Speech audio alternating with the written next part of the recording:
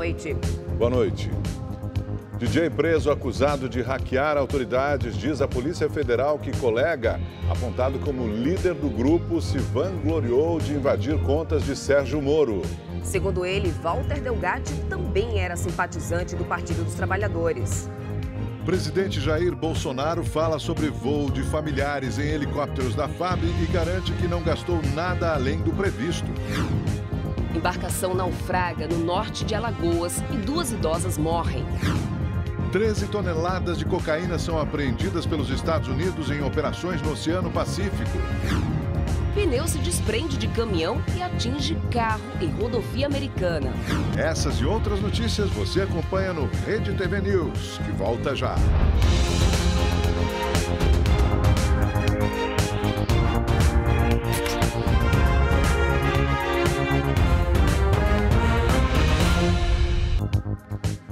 O presidente Jair Bolsonaro falou pela primeira vez sobre o voo de familiares em helicópteros da FAB. Foi durante um evento no Rio de Janeiro.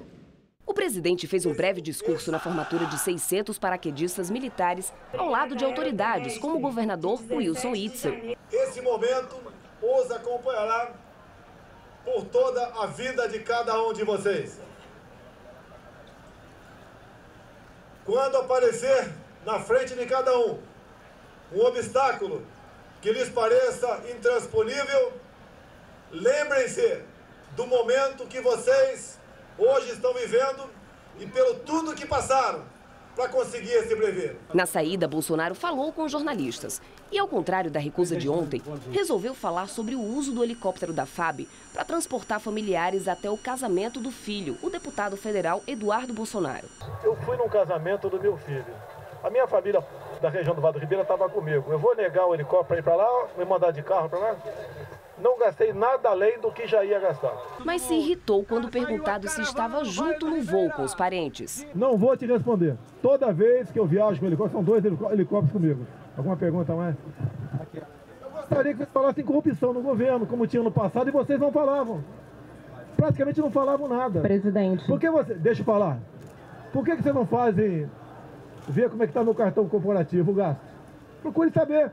Eu acho que vocês sabem, né? Mas não querem falar. Bolsonaro aproveitou ainda para defender a indicação do filho Eduardo à embaixada brasileira nos Estados Unidos. Vocês acham que eu botaria um filho meu num posto de destaque como esse para pagar vexame?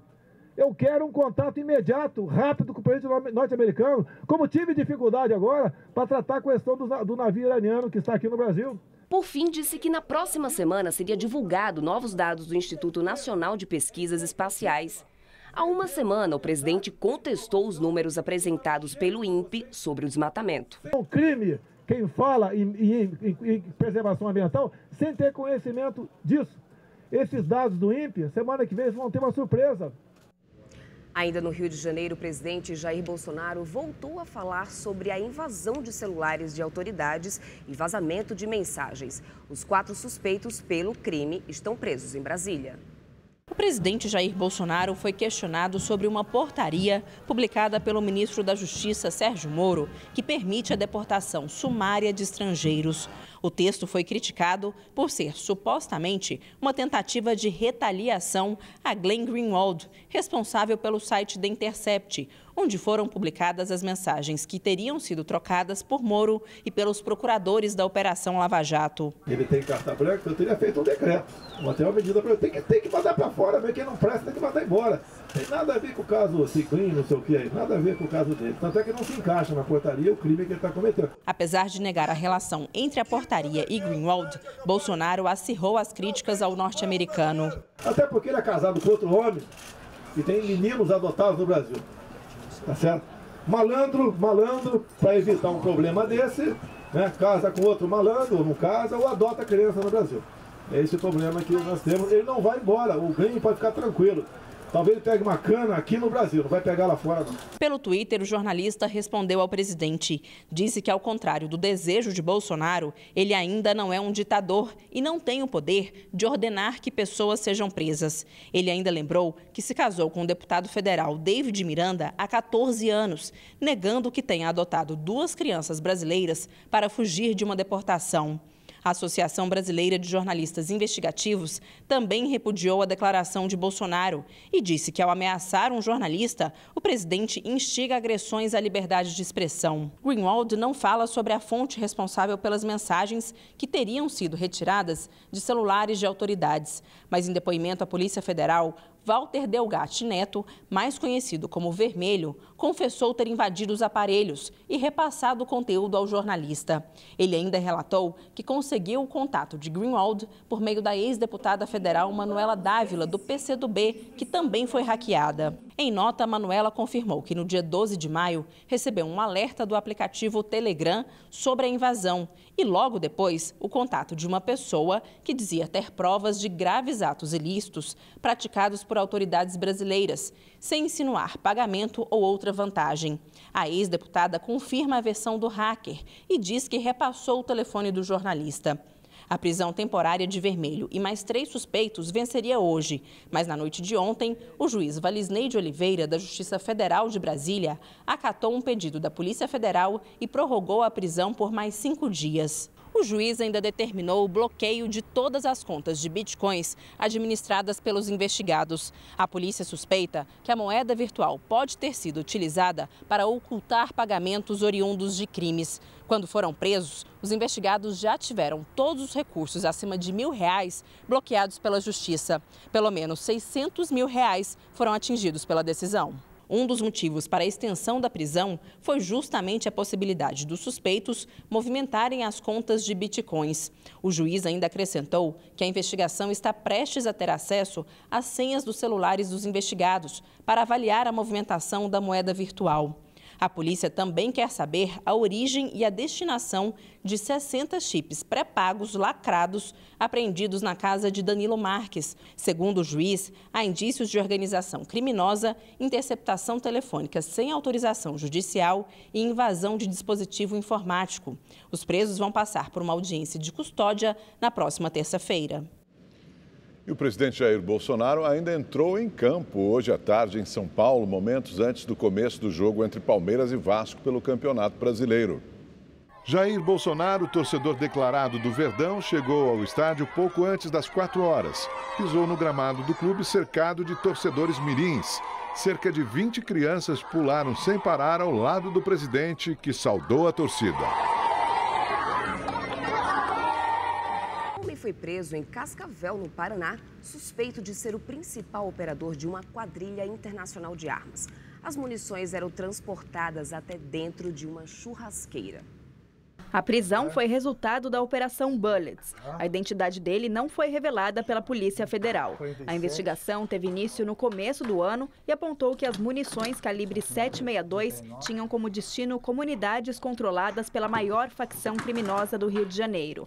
Na primeira fase da operação, 2.700 munições e carregadores foram encontrados dentro de uma churrasqueira elétrica. Na época, 2 homens foram detidos. Um homem foi baleado após reagir a uma tentativa de assalto em Taboão da Serra, na região metropolitana de São Paulo. O superintendente de recursos humanos da Companhia de Engenharia de Tráfego, Marco Antônio Palma, de 57 anos, chegava em casa com a esposa quando 2 homens anunciaram o assalto. Ele teria acelerado o carro e os bandidos atiraram. Marco foi atingido e, na fuga, capotou o veículo. Ele morreu no local. A esposa e testemunhas já foram ouvidas pela polícia. Por enquanto, ninguém foi preso. A gente continua falando sobre esse caso. Agora a gente vai falar com a repórter Estela Freitas, que está na delegacia. Tem mais informações, né, Estela? Quais são as novidades?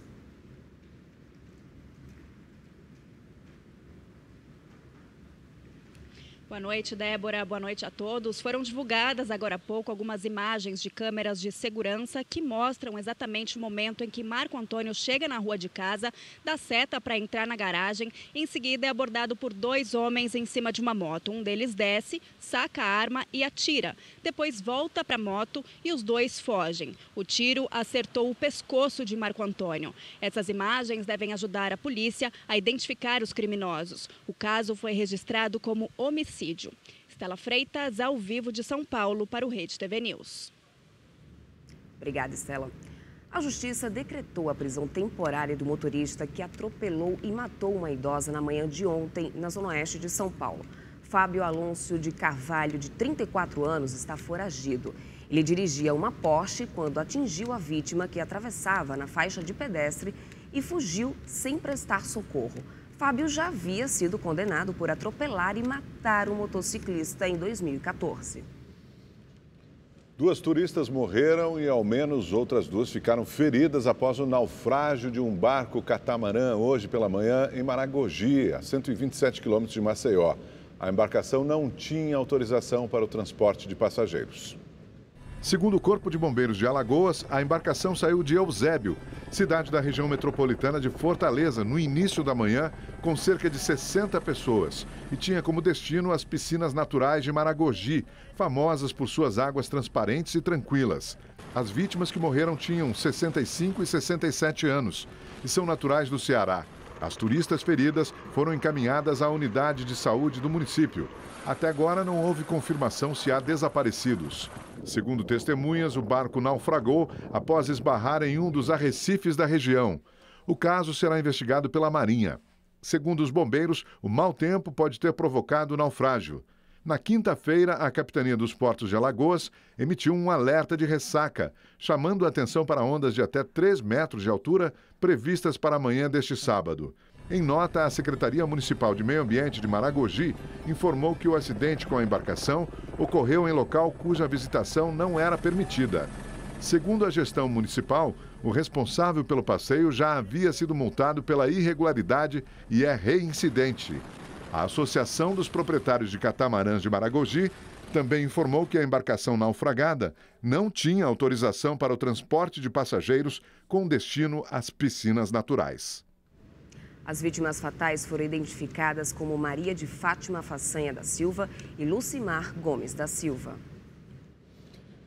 Depois de 50 dias, os 2 navios iranianos que estavam no porto de Paranaguá, no litoral do Paraná, por falta de combustível, foram reabastecidos e seguirão viagem por determinação do Supremo Tribunal Federal. O trajeto deve durar 37 dias até o Irã. À tarde, um deles, que estava vazio, partiu rumo ao porto de Imbituba, em Santa Catarina. O navio será carregado com milho e só depois retornará ao Irã. A segunda embarcação, que está carregada com 48 mil toneladas de milho, também foi abastecida e até o final da noite deve seguir direto para o Irã, uma viagem de 37 dias. Os 2 navios estavam parados desde o início do mês passado por falta de combustível. A Petrobras alegou que não abasteceria as embarcações porque a empresa dona dos navios está sob sanção dos Estados Unidos, o que poderia gerar prejuízos à estatal. Mas na última quarta-feira, o presidente do Supremo Tribunal Federal, ministro Dias Toffoli, determinou que a Petrobras abastecesse os cargueiros.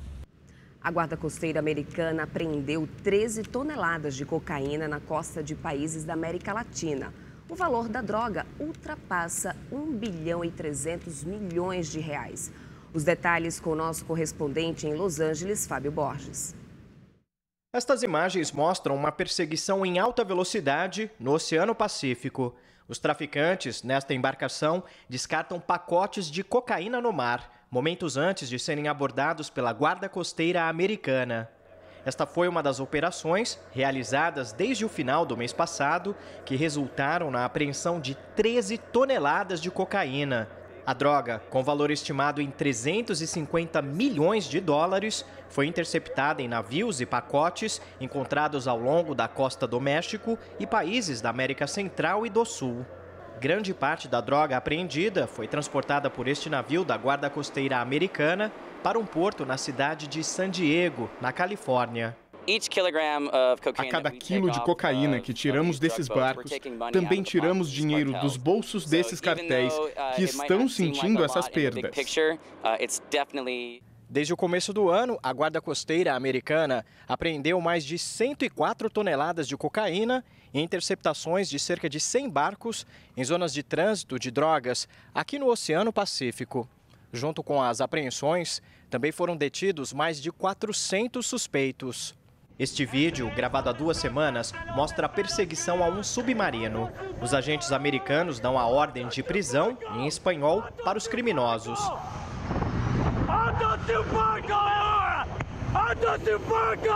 Na sequência, os oficiais pulam a bordo da embarcação e ordenam a abertura da escotilha.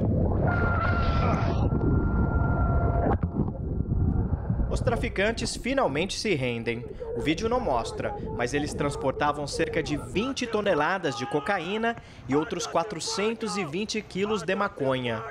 Uma carga com valor estimado em 570 milhões de dólares. Os cartéis estão usando métodos diferentes e estão melhorando a cada dia. Da mesma forma, nós da Guarda Costeira e nossos parceiros também continuamos a melhorar nossos métodos para prendê-los. Fábio Borges, de Los Angeles, para o Rede TV News.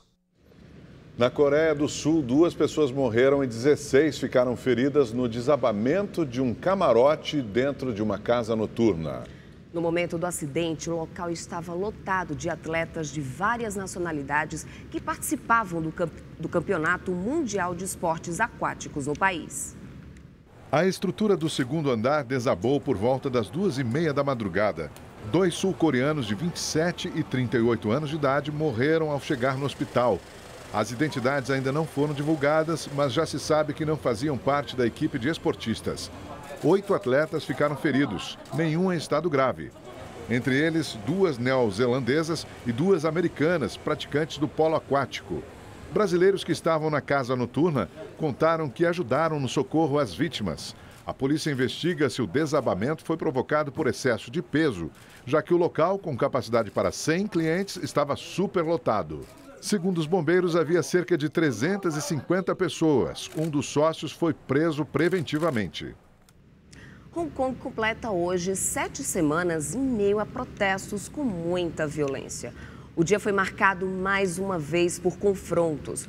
A tropa de choque lançou gás lacrimogênio e balas de borracha contra manifestantes. Os detalhes com o correspondente da Ásia, Marcelo Espíndola. As cenas de confronto com a tropa de choque se repetiram hoje. Assim que a bandeira preta foi levantada avisando o início do ataque, o gás lacrimogênio foi atirado com frequência para dispersar os manifestantes. Alguns ficaram pelo chão atingidos no pescoço. Balas de borracha também foram disparadas. Alguns que embainhavam escudo improvisado de madeira foram cercados e detidos pela polícia. Nesse momento, os manifestantes recuam tentando escapar do gás lacrimogênio e ficam atrás das barricadas que bloqueiam diversos pontos da cidade. Atrás dos bloqueios, os manifestantes tentavam conter o ataque policial com os guarda-chuvas, arma de defesa e um dos símbolos da manifestação. Com cerca de 4 horas de confronto, os policiais encurralaram parte dos manifestantes, bloqueando as saídas da estação do metrô.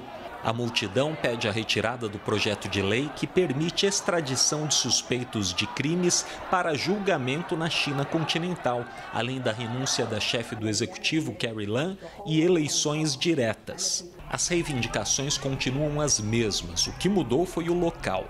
O bairro de Yuenlong, escolhido hoje para o protesto, tem um motivo. Justamente neste lugar, um grupo vestido de branco deu origem a uma sangrenta pancadaria que deixou 45 manifestantes feridos no início da semana. Em resposta ao espancamento, no meio da tarde, as pessoas lotaram a estação de trem, marcharam pela ferrovia e lotaram as ruas da região. A marcha aconteceu mesmo sem a permissão da polícia, que nesta quinta-feira proibiu a organização do evento, alegando preocupações com a segurança, ordem pública e direito de outras pessoas à liberdade.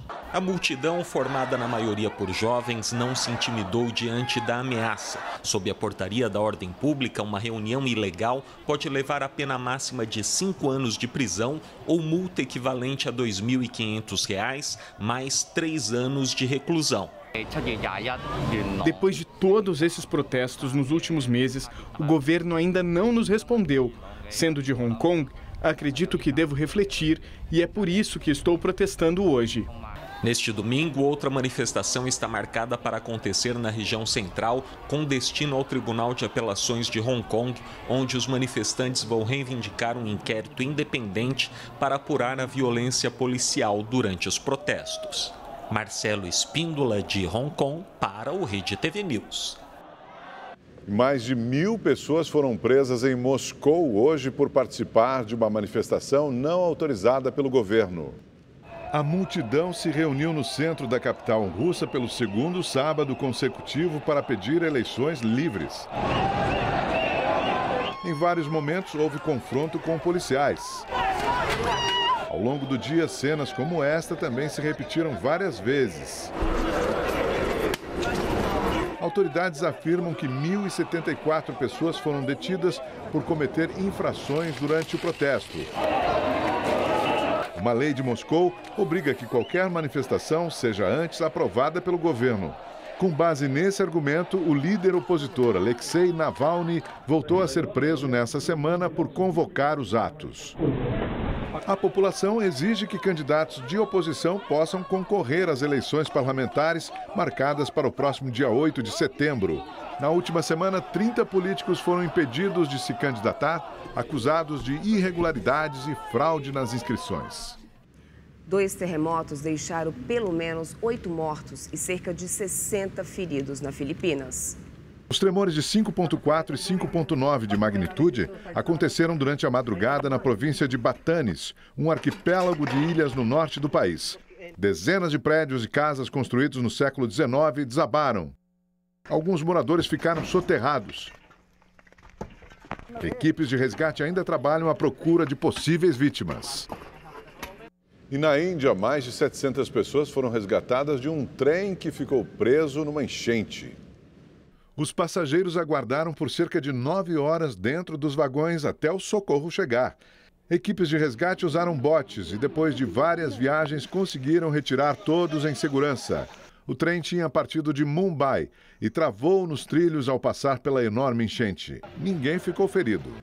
Agora, veja só essa imagem. Numa estrada de Nova Jersey, nos Estados Unidos, um pneu se soltou de um caminhão. Ele rolou pela pista, passou sobre a barreira central de proteção e na estrada contrária atingiu em cheio um jipe. Por incrível que pareça, o motorista teve apenas ferimentos leves. A polícia investiga de onde surgiu tal pneu. Na Alemanha, em clima de festa, milhares de pessoas participaram da parada do orgulho LGBT em Berlim. Bandeiras com as cores do arco-íris e placas com mensagens de amor e respeito lotaram as ruas da capital. Além de celebrar, a multidão também lembrou a importância de continuar a luta por direitos e tolerância. O projeto Escola Mais Bonita, que usa mão de obra de detentos em repartições públicas, já pintou 245 instituições de ensino desde janeiro desse ano. A iniciativa é do governo do estado de São Paulo. Veja agora na reportagem de Joyce Maffezoli.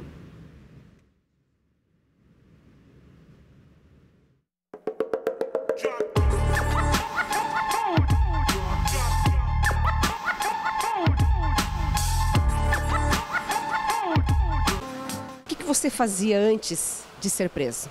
Nada. Nunca trabalhou? Não, nunca. Uma nova cara para os prédios escolares e um colorido no futuro de muitos detentos. Pedro Henrique tem 19 anos. Falta cumprir pouco mais de 2 anos de pena. Com a qualificação em pintura, não tem mais desculpa quando voltar para casa. Uma oportunidade para mim sair lá para fora lá, para poder voltar para a sociedade. Vai levar a sério agora? Levar a sério agora.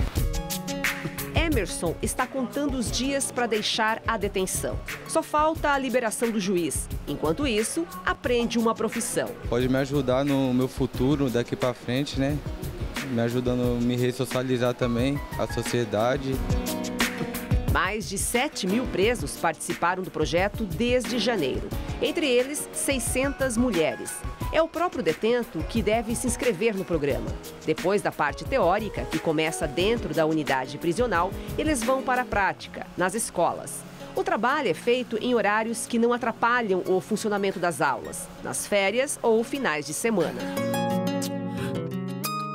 A cada 12 horas de curso é reduzido um dia de pena. O projeto atende presos do sistema semiaberto. Participando do Escola Mais Bonita, O reeducando representa menos custo para o Estado, uma vez que está colaborando com a mão de obra em órgãos do governo. E o mais importante, quando deixar a prisão, vai estar capacitado para uma profissão.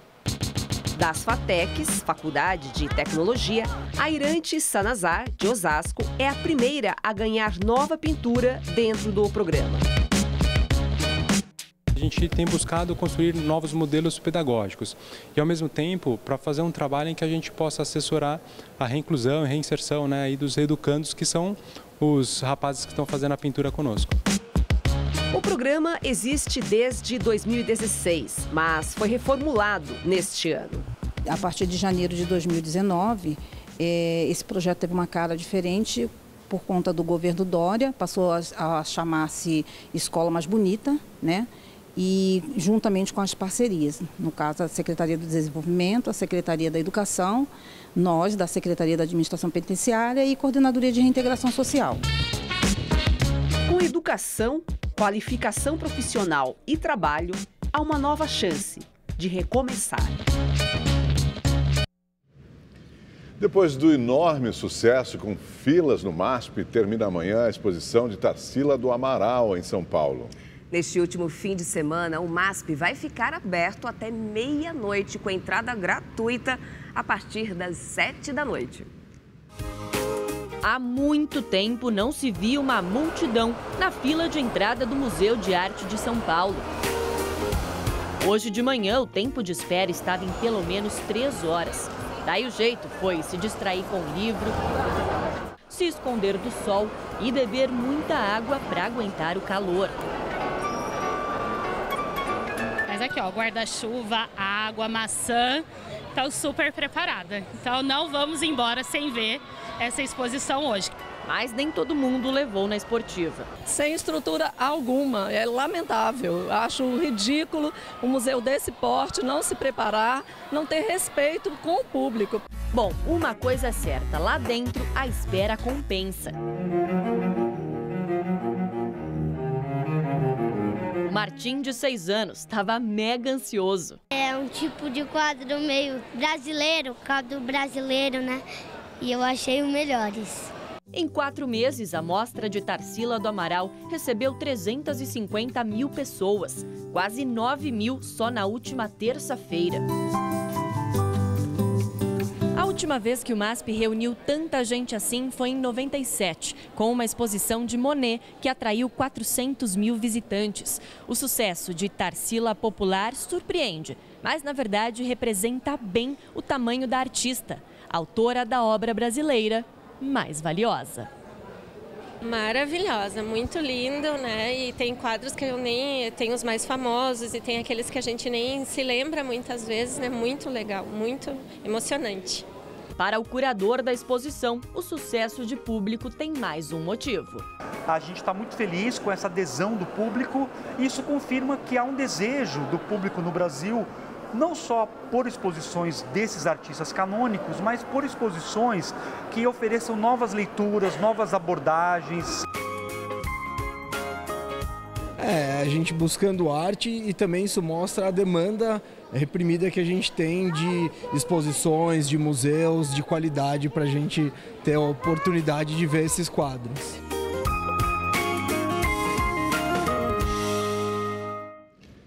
E uma última notícia, a Fundação Nacional do Índio informou agora há pouco que tomou conhecimento sobre uma suposta invasão à terra indígena no Amapá.